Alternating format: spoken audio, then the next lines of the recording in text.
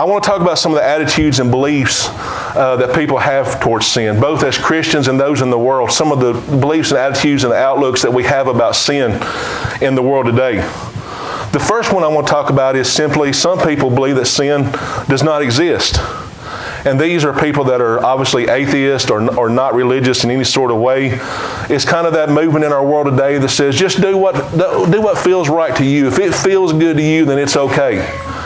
And at one time in our world, this was a very small percent of the population, I feel like. But it seems to be something that is growing.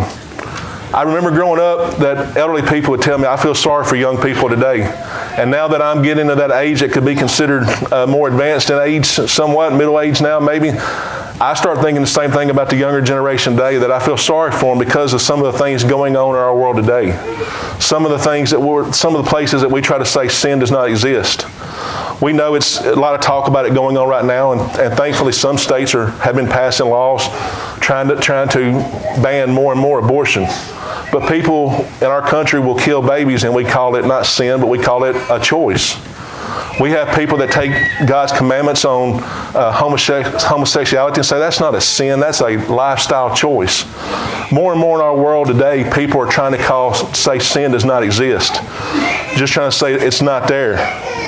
I'm not going to spend a lot of time on this one this morning, because if you're here this morning, then obviously you think that sin, like myself, is a problem. But I do want to talk about it just briefly. In Psalms 14:1, the psalmist tells us, the fool says in his heart, there is no God. They are corrupt. They do abominable deeds. There is none who does good. You know, sometimes it feels like that. If you watch the news for very long, it feels like there's not many people left that do good or do what's right in the world. But I still truly believe that the group that believes this in our world is not as large as we would think. They're just a very, very vocal group. But they are there. There's a second group that says sin exists, but it's not really that big a deal. I use this stat, I feel like, almost every time I speak, but I saw a survey years ago that just blew my mind. It says almost 90% of the people in the U.S. believe they're going to heaven.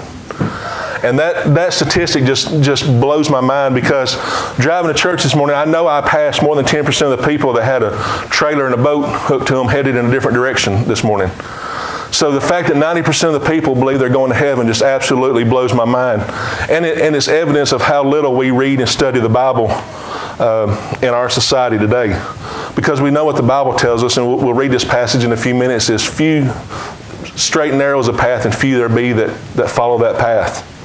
But these people have a view of God, that God is kind of like your grandfather, right? My grandfather was a great person.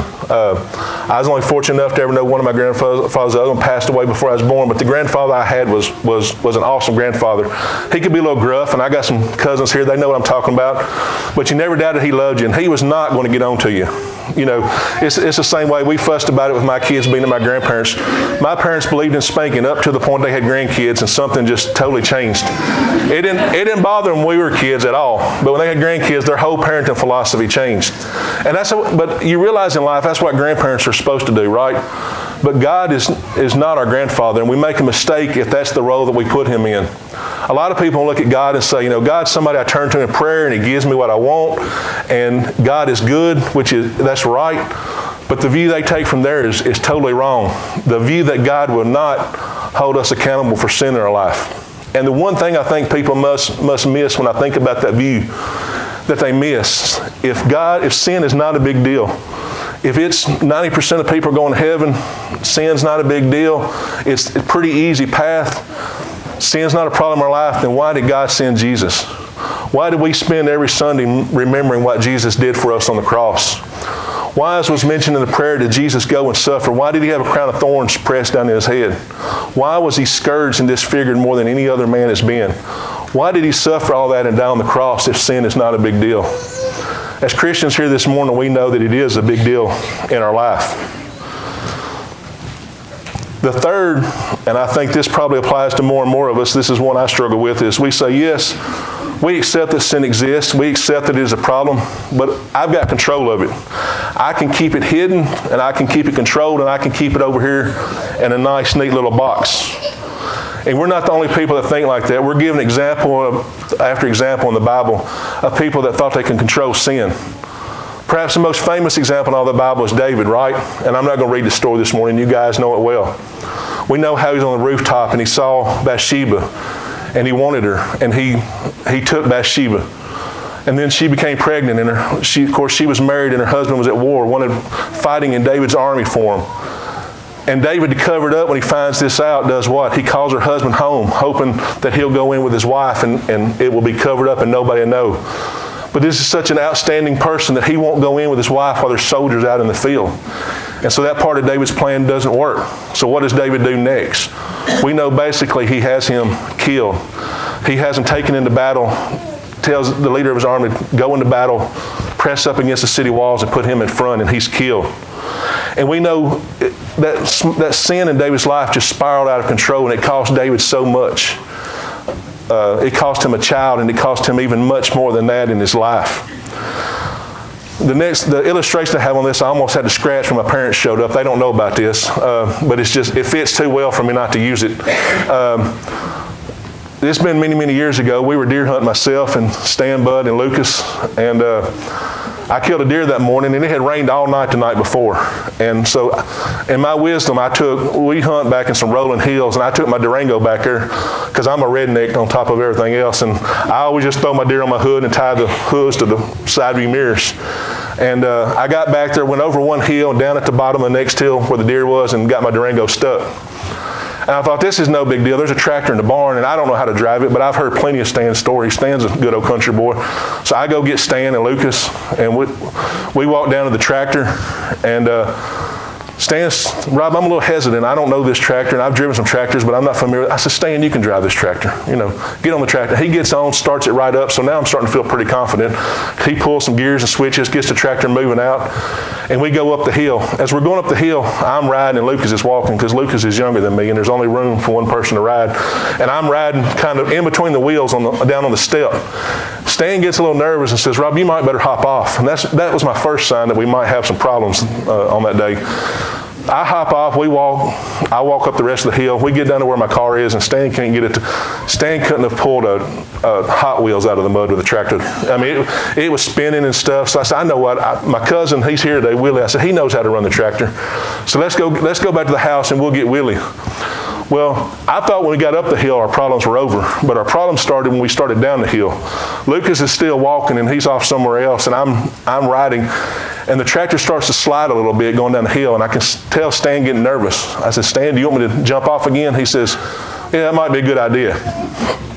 I jump off the tractor, and about 10, 15 feet down the hill, Stan starts picking up speed. And I notice Stan applying the brakes, and when he does, the tractor starts to go sideways. And now I'm starting to get worried for the first time. I should have been worried way before this in hindsight, but now I've heard plenty of stories where people died underneath tractors growing up, bush hogging and different things. And so now I start to get a little nervous. My anxiety climbs when I see Stan climb on top of the tractor seat. I realize he's about to bail, which I was all for at this point. I'm thinking, Stan, get off, forget the tractor. The tractor can roll. Stan gets on top of the tractor seat, and this is a big tractor. He jumps off, and I've seen people go off a high dive, not as dramatic as Stan went off that tractor seat. I mean, his arms are windmilling as he goes. And of course, we're in Marshall County, so he hits the ground and rolls and hits his head on a rock, comes up holding his head. And as he jumps, I see this tractor spin, and I think it's going over on him. It does a 180-degree turn and then sits there against a rock, just tires spinning. So I go over and check on Stan, and just thankful he's alive. I think maybe he's concussed. I called him that night to make sure he was okay, and told him they need to be keeping an eye on him and maybe not let him go to sleep. But Stan and I thought we had control of that tractor. We thought we knew what we were doing. Since he's here, I'll tell you, we went and got Willie. Willie jumped on the tractor, ran back there, pulled my Durango out, ran it right back down the hill with no problems. But in our lives, that tractor is a lot like sin in our lives. We thought we had control up until the moment that it was too late. And when I realized we didn't have control, things were going very, very badly. And so is sin in our lives as Christians. So many times we think something is hidden, or we think we have control of it, and it has control of us. Also, like I mentioned, we think we can keep it hidden. We have the story of Achan in the Bible. Israel goes out in battles, and they have the spoils of war, and God has told them not to touch it. Most of them, evidently, all but one followed that command. They go out to battle again and they're defeated. And God tells Joshua, it's because you have sin in the camp. And they go through a process, and it's revealed that Achan, back in his tent, has hidden many valuables and stuff that they were not supposed to take. Of course, it cost him his life and everything that he was holding dear. And we look at those stories often and we criticize and think, man, that was very foolish of Achan. But again, as Christians, don't we do the same thing in our lives? I've been guilty myself of making that mistake. We often do this. And this is the scariest of them all, because the most deadly sin, I think, is secret sin. Sin that we continue to do because we think it's hidden. Sin that is exposed is often corrected, but sin that is hidden sometimes will go on and on because we think we're getting away with it. I'm not a big NASCAR fan, but I think it was 2004, 2005, right after the race, and I'm not a NASCAR fan, but I was studying in Dale Junior 1, if you're interested in that race. But a bunch of fans were walking from the racetrack across to the parking garage.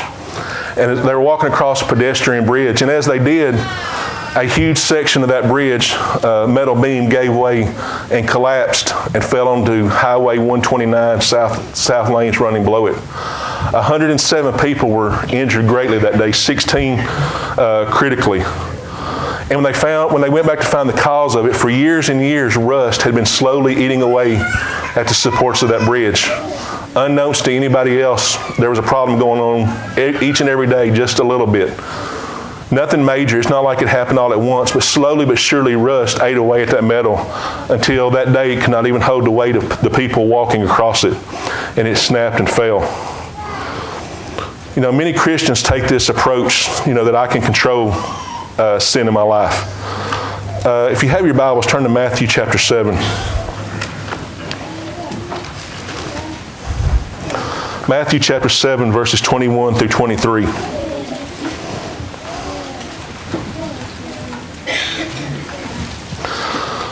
Not everyone who says to me, Lord, Lord, will enter the kingdom of heaven, but the one who does the will of my Father who is in heaven. On that day, many will say to me, Lord, Lord, Lord, did we not prophesy in your name, and cast out demons in your name, and do mighty works in your name? And then will I declare to them, I never knew you. Depart from me, ye workers of lawlessness. When I read this passage, it's probably perhaps what I would consider one of the scariest passages in the Bible.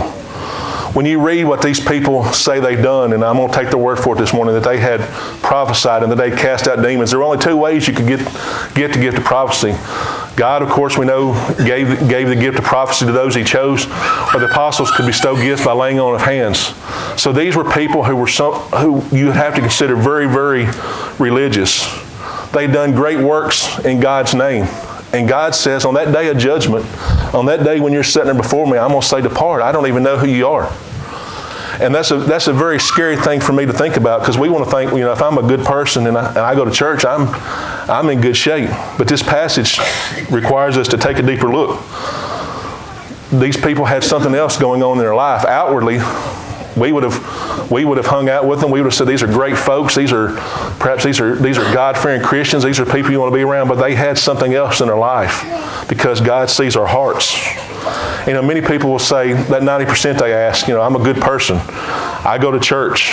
There's millions of people worshiping in church this morning, but the Bible tells us few there be who will find that straight and narrow path. Sin cannot be controlled, and it cannot be hidden from him who matters. God knows all things, and we have to be aware of that as Christians. Another attitude we often have on sin is we think we can be near it without it affecting us. Again, and I know I'm using well-known stories this morning, but I'm doing it for time's sake, because I don't want to turn and read these this morning. I don't have the time. But we think of Lot. And you all know the story of Lot. You've heard it. Most of you heard it since you were a child. How they had to split up, and he took the land towards Sodom and Gomorrah because it was better for his cattle. And he knew what the people in Sodom and Gomorrah were like. It wasn't any surprise to him. But he thought he could pitch his tent in that area. He thought he could go live in that area. And he thought, I can be next to that, and it won't affect me. It reminds me, and we know it cost Lot almost everything, barely escaping with just his life. And, I think of my kids growing up. When they got old enough to start walking, they would, of course, touch things that they weren't supposed to touch. And when, a couple years old, and they would reach out and touch something, and we'd smack their hand. Now, Alex, when he reached out and touched something, he smacked his hand one time, he was done with it. My daughter was a whole different story. If the remote was laying there and she reached out and touched it and you smacked her hand, she'd look you right in the eye and put her hand next to it and see what you did. And then she'd slide over a little closer. And then she'd lay a pinky on it to see what you were going to do. She had red hands from she was 2 until she was about 7. But often as Christians, we're like my 2-year-old daughter. We want to know, how close can I be to it without having any problem? How close can I live to sin? And that's a very, very dangerous attitude for us to have as Christians. Flip down your Bible over to 1 Corinthians chapter 15.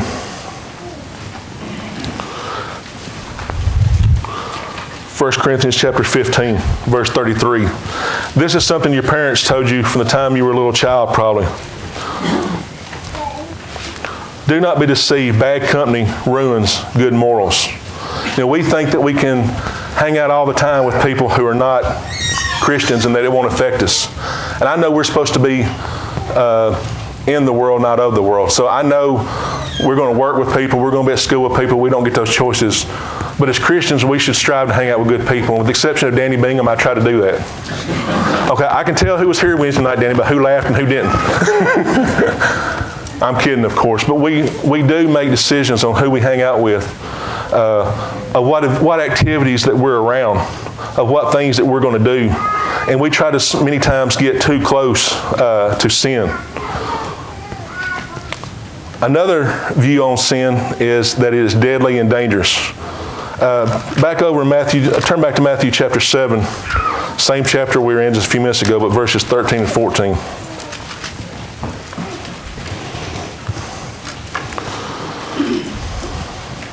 Matthew chapter 7, verses 13 and 14. This is the passage I've referred to several times this morning already. Enter by the narrow gate, for the gate is wide and the way is easy that leads to destruction, and those who enter by it are many. For the gate is narrow and the way is hard that leads to life, and those who find it are few. If you couple this with the other verses I read in Matthew chapter 7, it's very sobering for us as Christians. Very few there be that find that path. And there will be many on it that said, Lord, Lord, and did many works in my name, that I say, depart, I know you not. Sin is something that is indeed very dangerous and very deadly, and it's not something to be toyed with. Sin destroys individuals, families, and even entire nations. Many times, we're given examples of where sin took down a nation, and it did it to the nation of Israel many times. We also read in Scripture it can enter into and destroy a church. And that's why there's so many warnings in it about trying to keep how sin is handled when it's in the church. Also, Galatians 5:9 talks about the dangers of sin and how dangerous it is and how it can multiply and run rampant. In Galatians 5:9 it says, a little leaven leavens the whole lump. And I'm not a baker, but I understand what it's talking about, how you can put just a little bit in it, and if you put too much, and you can have a cake or bread exploding out of the oven, right? Just a little bit does the job. And so is sin. Just a little bit can cause great, great destruction. Ephesians 10:1, one more verse I'd like to read this morning.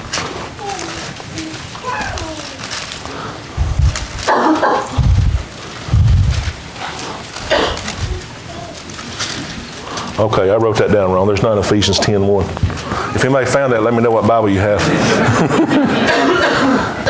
I'll paraphrase a passage for you. It says that a dead fly destroys the ointment. Okay, I'm paraphrasing this morning. But I'll put it in our terms this morning. Have you ever been out to eat and you find a hair in your food? You can have a nice steak dinner, right? And it can be a great dinner. If you find one hair, do you remove that hair and eat that dinner? No, that's gross, right? Would you find a fly in your tea and scoop it out with a spoon and drink the rest of the tea? We don't. We throw the whole thing away, right? And that's what sin will do. Whatever it touches, sin destroys in our life. And that's the attitude that we should have about it as Christians. I want to look how a couple of Bible characters viewed sin. I want to look first about how Moses viewed sin in his life. Turn over to Hebrews chapter 11, verses 24 through 26. Hebrews chapter 11.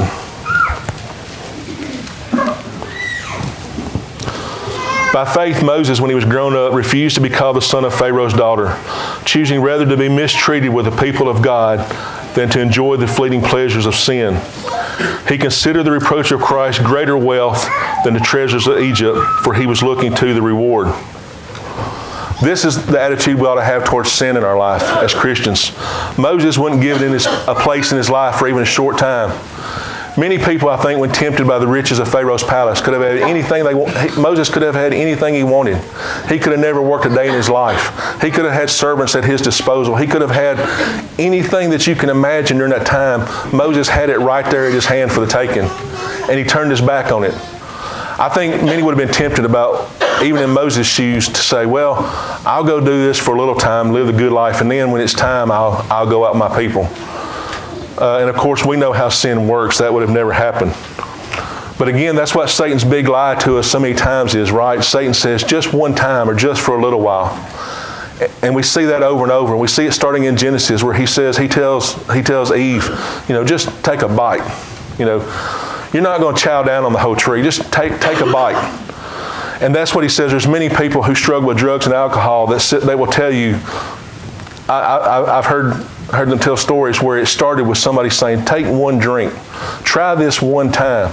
And that's how sin often starts in our life. Nobody starts out to say, you know what, I want to be alcoholic today. They take that first drink. And that's the great lie that Satan sells us, is you can have just a little bit. You can try it one time.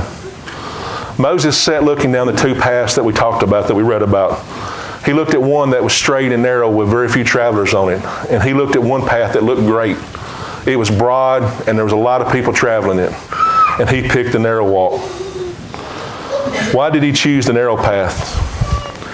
And he goes on to tell us in verse 26 of that same passage in Hebrews chapter 11. It says, he considered the reproach of Christ greater wealth than the treasures of Egypt, for he was looking to the reward.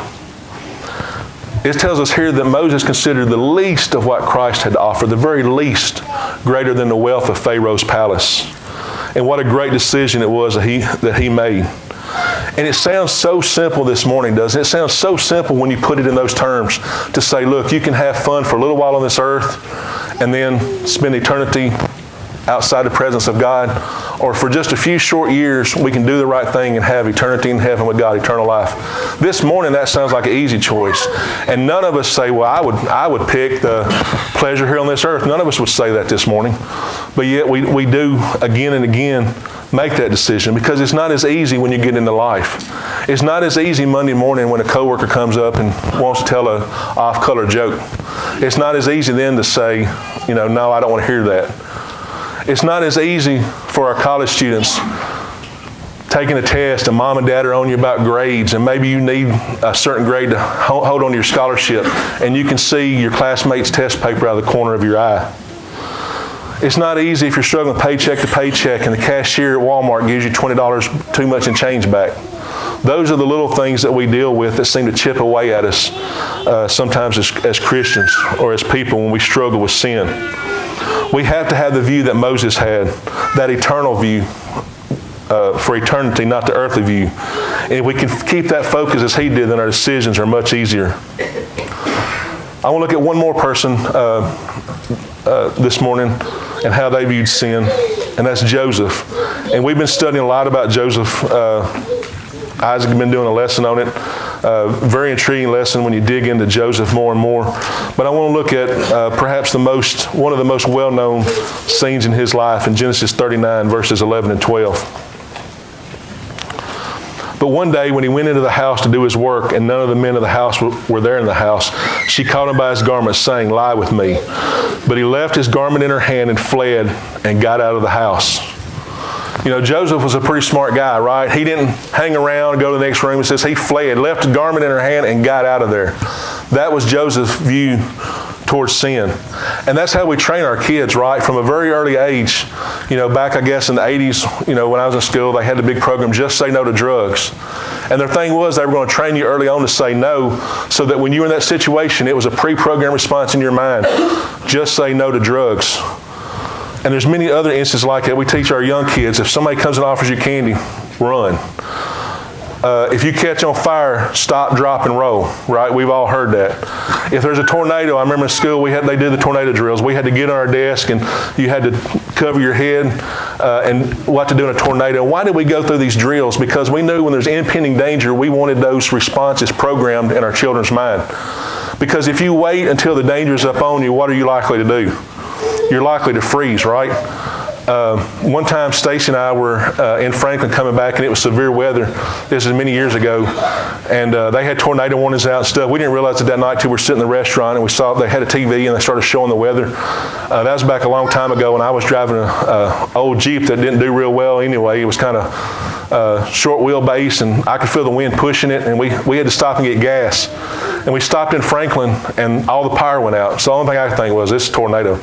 And I remember my dad talking a little while earlier about tornado, where he was at, possible tornado, and they ran and got inside one of the markets or a restaurant and got inside the walk-in freezer because it had the metal walls and everything. That's the only thing I could think of. So I said, Stacy, let's go. And so I take a few steps toward it, and I look back, and she's still sitting there in the Jeep. And so I had to run, open the door, unbuckle her seatbelt, and start to pull her out when the lights came back on. Because sometimes in tragedy, we freeze, we lock up, or we do the wrong thing. So as Christians, we need to have the attitude already in our mind that when sin comes, I'm going to do as Joseph did. I'm going to flee from it. I'm going to get as far away from it as we can. Sin is a very dangerous and deadly thing. It's not to be toyed with. One other story, as we're as close to, I'm a little bit over my time, as we're close to closing, but I live out on Milltown Road, and it's the second time I've lived there. I bought the house back, moved away and bought the house back a second time. But the first time we lived there, I was going down the road coming back home one day, and there was a rattlesnake in the road. And you're not supposed to kill rattlesnakes, so I accidentally ran over it and backed over it and pulled over it again. And I got out to look at it, and I had flattened his head. I mean, I hit it in the head, so his head was flat as a pancake. And I said, I'm going to take this back and skin it. That'll be neat. So I was driving a Ford Explorer at the time, and I picked it up by the tail, and I threw it in the back of the Explorer. And I knew that snake couldn't bite me. The rational part of me told me that, because I saw its head. It was flat as a pancake. But you know how a snake is after you kill it? I could hear it in the back of the Explorer rattling. And it was sending goosebumps up and down my spine. And then I could hear the rattling getting closer, so I could tell it was, the way it was moving, it was coming up on the seats, and I thought, if this snake comes under my seat, I'm going to crash into a tree just to kill me now. You know, we toy with things that we think are dangerous, that we ought to just stay as far away from as we can as Christians. And I hope this morning, looking at sin in this way, and looking at some of the passages, and looking at some of the Bible character responses could help us as Christians this morning know how to treat sin in our life. But we all know that we've sinned and fallen short of what God would have us do. We know we're going to make mistakes. We're not going to avoid sin every time. We're going to make mistakes. And on our own, there's nothing that we can do. We know, even as Christians, I was doing a Bible study with somebody one time, and I'll never forget it. And we got close to the end of the Bible study, and I thought, this is going really well. And he asked me a question I've always thought about. He said, so let me get this straight. You sin. I said, yeah, I sin. I make mistakes all the time. He said, I sin. I said, yeah, you have sin in your life. He said, you're a Christian, I'm not, but really what's the difference between us? And I thought about that for a long time, and I'll tell you what the difference is between him and I. It's our attitude towards sin. I know I have sin in my life, but I know there's something I can do about it. Again, we took the emblems this morning, and in graphic detail in the prayer, it focused our minds to think about what Jesus went through on our life to cure us of that sin, to bridge that gap that stands between us and God for sin in our life. If you're Christians like I am this morning, you have sin in your life. I pray to God every day for forgiveness for the sins that I've committed in my life.